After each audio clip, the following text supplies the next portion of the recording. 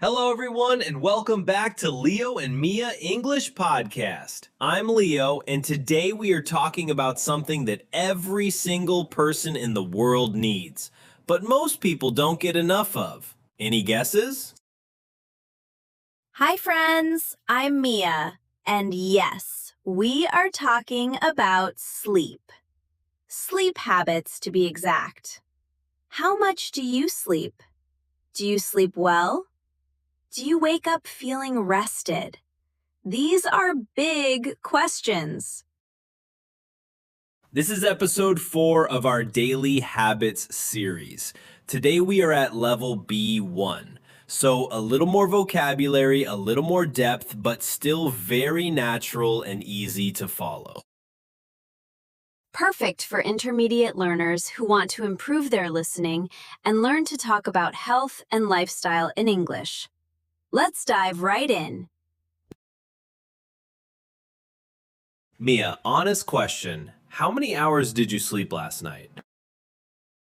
About 8 hours. I went to bed at 10 and woke up naturally at 6. No alarm. I felt amazing this morning. Clear head, good energy. It was a great start to the day. 8 hours and no alarm? I'm genuinely jealous. I think I got about 5 hours. I was watching videos until 2 a.m. and then I just couldn't stop scrolling. And then the alarm went off at 7 and I wanted to cry. Oh, I know that feeling. That's called doom scrolling. When you keep scrolling on your phone, even though you know you should sleep, you think, just one more video, and then suddenly it's 2 in the morning. Exactly. And this morning I felt like a zombie. My brain was slow, my eyes were burning. I had 3 coffees and still felt tired. That's the thing about sleep. You can't really replace it with caffeine. Coffee gives you a short boost, but it doesn't give you the real rest your body needs. I know. That's why today's episode is important, even for me. Let's figure out how to actually sleep better. Okay, let's start with the most fundamental sleep habit, having a consistent sleep schedule. This means going to bed at the same time and waking up at the same time every single day. Every day, including weekends? Because on weekends I sleep until noon. I look forward to that all week.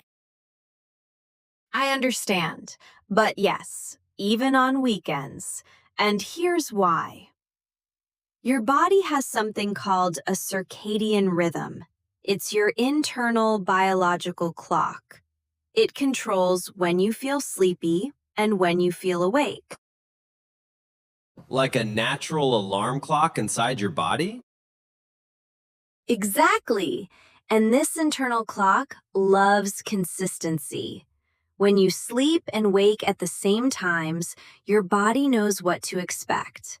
It starts to prepare for sleep naturally before bedtime, and it wakes you up feeling refreshed. But what happens if I mess with it, like sleeping at midnight one night and then at 2 a.m. the next? Your body gets confused. Scientists actually have a term for this: social jet lag. It's exactly like flying to a different time zone every weekend. Your internal clock is constantly readjusting, and you never feel fully rested or alert. Social jet lag. That explains why I always feel awful on Monday mornings. It's not the weekend ending, it's the jet lag. Ha! Yes, exactly. The fix is actually simple.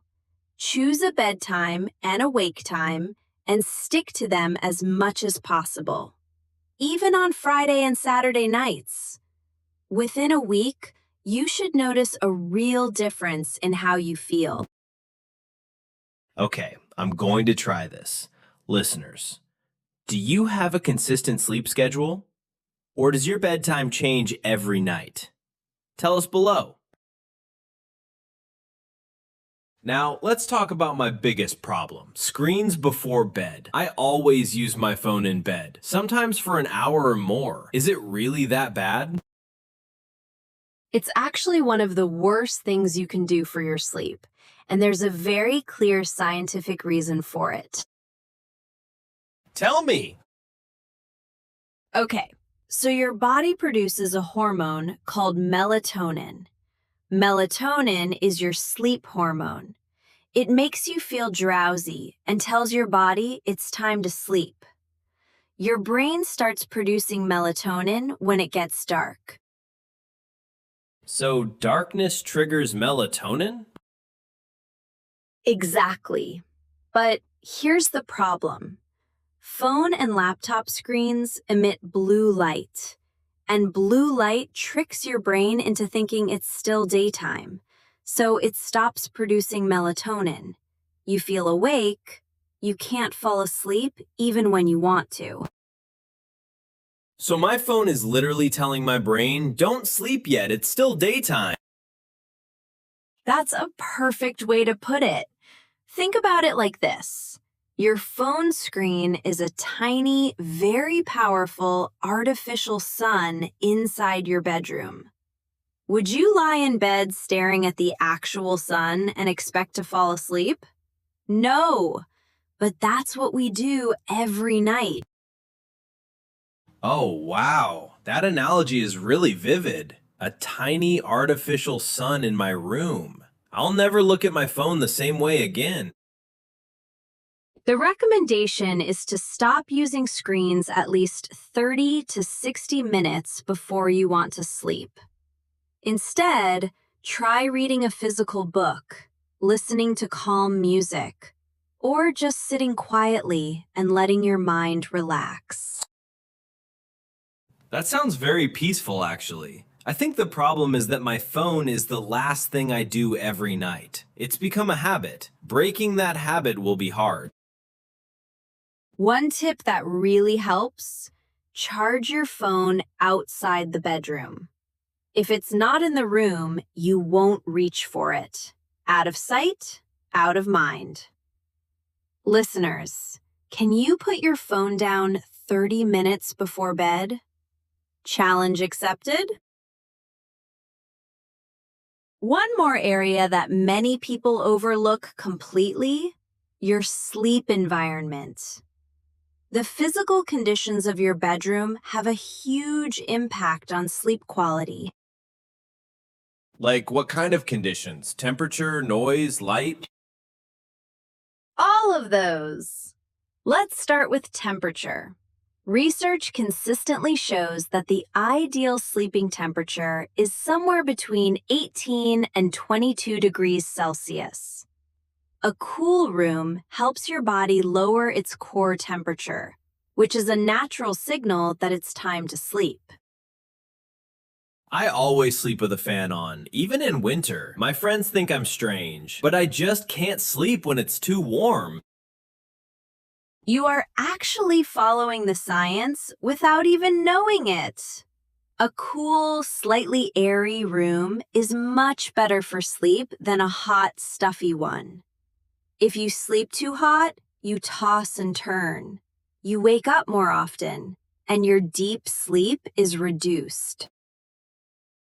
What about light? My bedroom has thin curtains and a lot of morning light comes in. I always wake up before my alarm in summer.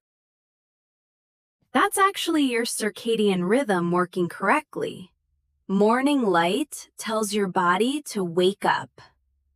But if you need to sleep later, even small amounts of light during the night can disrupt your sleep cycles. Blackout curtains are a great investment, or a simple sleep mask works perfectly well. I've always wanted to try blackout curtains. And noise? I live on a busy street. Cars and motorbikes at night can be really loud. Noise is tricky because you can't always control it, but there are some good solutions. First, earplugs. Very cheap and very effective. Second, white noise. You can play it from your phone or a small speaker. White noise is a steady, gentle sound that masks other noises and helps your brain ignore them. White noise. I've heard of that. Some people play rain sounds or ocean sounds. Does that really work? It works really well for a lot of people. The key idea is simple. Your bedroom should be your sleep sanctuary. Cool, dark, and quiet. Think of it as your personal sleep cave. The more comfortable and optimized your cave is, the deeper and better you will sleep. Time for word of the day, my absolute favorite part. Mia, 3B1 words from today's episode, please. Word number 1, consistent.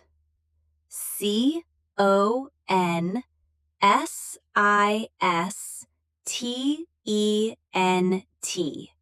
Consistent. Consistent means always doing something in the same way, without changing. A consistent sleep schedule means you go to bed and wake up at the same time every day. Consistent. My sleep schedule is definitely not consistent right now. Some nights 11 p.m., some nights 2 a.m. I need to be much more consistent.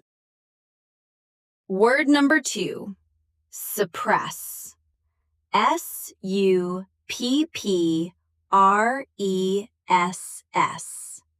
Suppress. Suppress means to stop something from happening or to reduce it significantly. Blue light from screens suppresses melatonin. It stops your body from producing the hormone that makes you sleepy. Suppress. Every time I look at my phone before bed, I am suppressing my own ability to sleep naturally. That's actually really disturbing when I say it out loud. Word number 3, disrupt. DISRUPT. Disrupt. Disrupt means to interrupt or disturb something and stop it from continuing normally. Noise, light, and an irregular sleep schedule can all disrupt your sleep and reduce your sleep quality. Disrupt. Don't let anything disrupt your sleep. Protect your sleep cave from blue light, noise, and late nights. That's the message. All right, friends, let's summarize what we learned today. 3 big sleep habits. Number 1, keep a consistent sleep schedule. Same bedtime, same wake time every day. Number 2, reduce screen time before bed. Put your phone down at least 30 minutes before you sleep. Let your brain produce melatonin naturally. And number 3, optimize your sleep environment. Cool temperature, dark room, and as quiet as possible. Create your perfect sleep cave. Remember, sleep is not a luxury. It's a foundation. When you sleep well, your mood improves, your thinking is clearer, and your body is healthier. Which of these 3 habits will you try first? Tell us in the comments. If this episode helped you, please give us a like and subscribe to the channel. It really means a lot to us and helps us reach more English learners around the world.